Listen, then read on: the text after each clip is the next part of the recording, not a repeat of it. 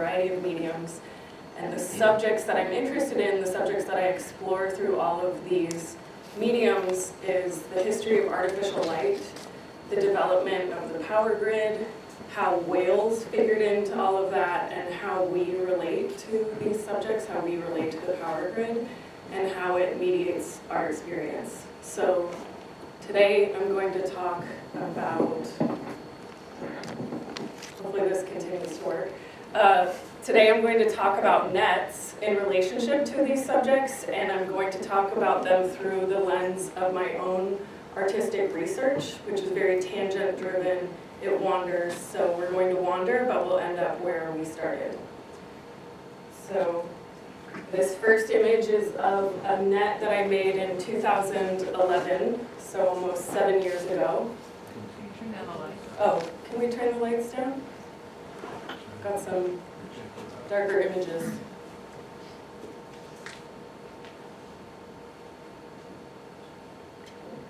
Ooh. Okay. So this is a net that I made in 2011. I was at a crossroads in my studio. I was in between projects. I didn't know what I was going to make next, and I decided I was going to try to make a net without looking up the instructions for how to do it. So I just found pieces of string that were lying around, and I started to tie them together. I used some glue, and what resulted was this very asymmetrical, oddly shaped, about 2 foot by 3 foot net. And about 5 years later, in 2016, I did a residency at Mills College, and I decided I wanted to investigate the lace collection in the museum. And what you're looking at here is a piece of lace from the museum's collection, and it is an example of fillet lace, fillet referring to fish fillet. And the definition of fillet lace is what happens when you embroider on knotted net. And it's potentially one of the oldest forms of decorative fabric. So I was very excited to find this because of that particular link between a net and lace, and that transformation that can happen through that embroidery. So I was thinking about a net, a functional object that slides underneath and holds weight, and what happens when you embroider it and then it becomes ornamental and it lies on the surface. And around that same time, I was trying to find texts, I was doing research, I was trying to find reading to inform my thinking about systems. And I came across this essay by Buckminster Fuller, written in 1969, Operating Manual for Spaceship Earth. Some of you may be familiar with this. And the quote, "The universe is the aggregate of all of humanity's consciously apprehended and communicated experience with a non-simultaneous, non-identical, and only partially overlapping, always complementary, weighable and unweighable, ever omnitransforming event sequences." Kind of a mouthful. He was arguing that Einstein's theory of relativity wasn't quite accurate because it didn't acknowledge the metaphysical weightless experiences of the universe. So this captured my attention mostly because it is so long and rambling, in my opinion, and also this term unweighable kept showing up as being misspelled, and I love the idea that this was a made-up word, and I decided to lift it for myself and think about it in relationship to the work that I was doing. So as I often do in my work, I try to find the origin, I try to find the beginning of what I'm interested in. So I decided to try to find the first net. What happens when you try to find the first net? So this is the image that I found. This is, I guess, what's left of the oldest net on hand. It's referred to as the Antrea net. It dates back to 8300 BC, and it was found by a farmer in Finland who was digging a ditch in 1913. And so these pieces of willow were found along with stones, potentially probably to weigh it down, and pieces of bark to actually cause parts of the net to float. And the dimensions of the original net were put together and thought to be around 100 feet by 6 feet, which is a very specific shape, potentially for one large thing or probably many more small things. So this is a screen grab from Wikipedia. I then went from the oldest net to try to figure out current nets I find information like this, something like 22 different types of fishing nets that are all different shapes and sizes. And I like to capture what I find online in my searches. So looking for nets, I find images like this. And what I like about these images is when you look at the net, you oftentimes immediately know what the net is for, what it's supposed to catch. What I also like about nets is that they are a picture of the net maker. They're a picture of the net maker's scale, ability, and intention, but also whatever the net is supposed to catch. They're also a picture of the scale and ability and movement, potentially, of whatever the net is supposed to catch. And as an artist, I also think about them as sculpture. I think about them as drawings in space, as mediators in some form or another. So this is an image of humpback whales engaging in a behavior called bubble netting, a hunting behavior. So in this scenario, the whales work together and each of them has a role. One whale or more whales vocalizes or sings, and the rest of them actually blow bubbles out of their blowhole, and this is all around a school of fish. So as the whales vocalize, they drive the school of fish into what is a forming net of bubbles, and then the whales actually swim upwards with their mouths open to catch the fish. This is a very scientific image. It's not. So this, like humpback whales, sperm whales have a call and response hunting method. You may be familiar with this, but sperm whales reside in the very deep, dark ocean, and in order to quote-unquote see underwater, they use a process of echolocation. So their large rectangular heads are filled with a clear substance that is an excellent conductor of sound, and they use sound waves to navigate their environment, to find out where their prey is, to figure out how far the surface is or the things around them. And like that echolocation process, as I understand it, our current way of navigating depth from a boat is through a sound wave process, through sending a sound wave to measure the depth between the boat and the ocean floor. And in thinking about the history of that process, I worked on this project. So what you're looking at here is an installation. I made a 100-foot rope. It's hand-braided and hand-dyed. And I was thinking about what came before echolocation, and I thought about this process called sounding. So that is where sailors often would use a process of counting fathoms. So an outstretched arm's length of rope, the number of fathoms between the boat and the ocean floor. And I loved thinking about the relationship of your body to your surroundings and how your body is directly implemented in that process. So this installation was in 2012 in a former naval shipyard office in the Dogpatch neighborhood of San Francisco. So back to sperm whales and back to that clear substance that I was describing. This was during the time when lighting was whale oil driven, the time when, before light bulbs, when most people's light actually came from oil or fire sources. Sperm whale oil was the hot commodity, that clear substance in the whale's head that allowed it to see. At the time was like the most clear, long-lasting, lowest odor lighting fuel, which if you think about how that enabled the whale to see, how that then became the hottest lighting technology of the time, that to me is very interesting and almost supernatural. So of course that lighting fuel was used in oil lamps, and what I like to think about is that lamps, when they were oil lamps, they were self-contained. They were autonomous energy sources leading to natural gas, and then from there, electricity. So you're moving from lighting sources that are self-contained to lighting sources that are on a network, that are on the grid, through an electricity grid.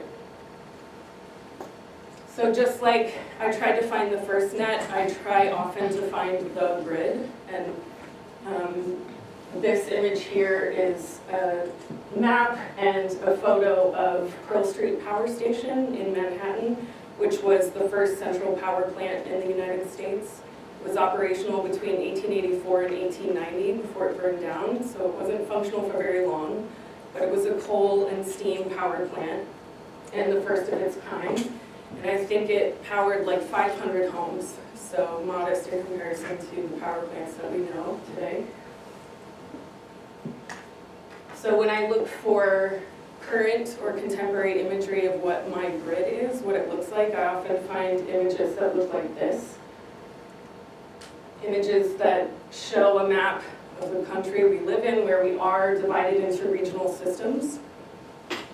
And so what I learned about this when I tried to figure out what was going on was that when the power grid developed, this is again my very summarized, oversimplified perspective, but when the power grid was developing as electricity laced through our constructed world, it was accepted that these monopolies, that these large regional systems would be better than having these isolated power plants. By having an oversight commission for these large regional systems, that would be a better way to manage and oversee the distribution of power.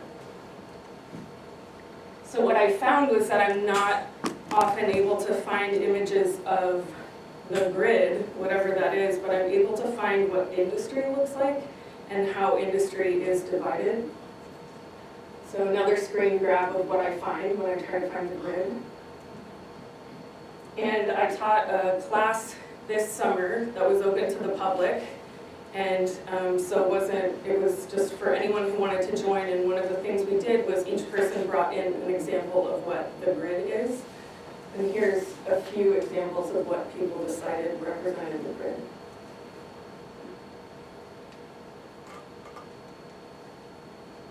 This person was from Ohio.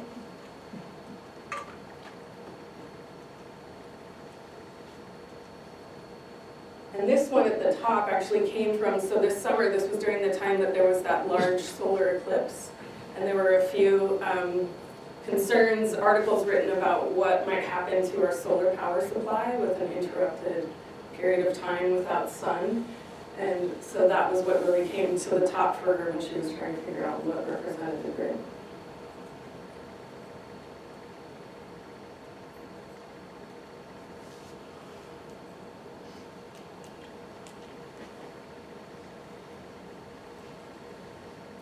So the last image here that I've included is a representation of a blackout. So all of this investigation into the history of artificial light, the development of the grid led me to the blackout. Before we had what we understand as the grid, the blackout was a very different thing, which I think is interesting that that term has evolved alongside the grid. It originated in the theater in 1910, this term, alluding to what happens when you have that pause, that cut to black. So when you have a blackout in the theater, the story stops and then resumes when the curtain opens up again. And then from there, it was adapted into use to refer to losing consciousness around that same time. And from there, applied to wartime blackouts. So during World War II, when you have newly electrified cities, as well as wars fought from overhead, you now have this new relationship to visibility from the sky, which I thought was very interesting when trying to find the origins of what this was. In 2011, I was about to teach a class about blackouts, and I found where blackouts and networks were intersecting very specifically. Does anyone remember the SOPA Act, Stop Online Piracy Act? So in 2011, that was a bill that could have potentially really changed the way we interacted with information on the internet. And when I went to Craigslist, I found this image, Wikipedia, and Google. So I found this coordinated internet blackout.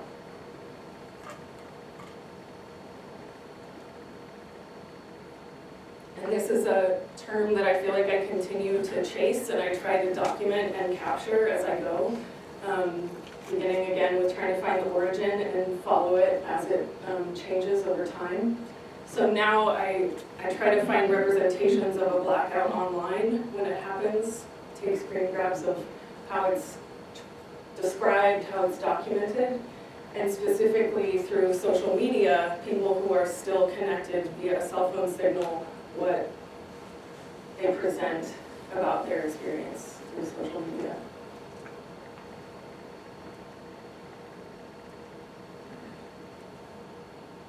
So these last images are from Twitter, from a blackout in San Francisco about 1 year ago today. That was just one day. I don't know if anybody remembers that, but it was very interesting to go through Instagram and Twitter and see how many people were either making a sale based on the blackout or trying to figure out a way to promote it in some form or another. So, a few years ago, I actually found this book called The Grid Book, which was written by art historian Haley Higgins, who confirmed all along what I had been wondering. And she says, social, global, and digital networks are examples of the emergent, definitive grid of the present, and it all began with the ancient form of the hand-woven net. So she describes, she traces a line from the hand-woven net to punch card looms. Here you're looking at a jacquard loom from the 19th century, which was essential to the industrialization of textiles, which then provided a basis for the computer punch card. And she goes from there to describe the evolution into the network system of computers and the internet and everything that we interact with today. All potentially going back to this net. So the last net that I made was 2 years ago. I did a residency in San Juan, Puerto Rico, 2 years before Hurricane Maria and the ensuing blackout that is still happening there. And I was visiting old and functioning power plants on the island and decided to try to make a net. And I decided to go with this more complex knot, start from one end and go from there, which was actually harder than I expected, and the net wasn't at all what I wanted it to be. It was an interesting process. And that process gave the foundation for forms of this talk that I'm giving, as well as a net making workshop, which I did there in Puerto Rico.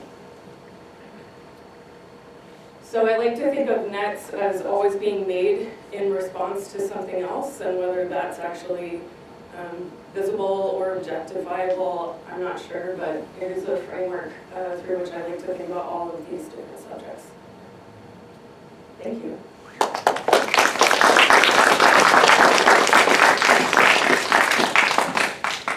Well, I wasn't paying attention, actually. Sorry, Thank you very time, much. isn't it? Yes. Okay. Any questions?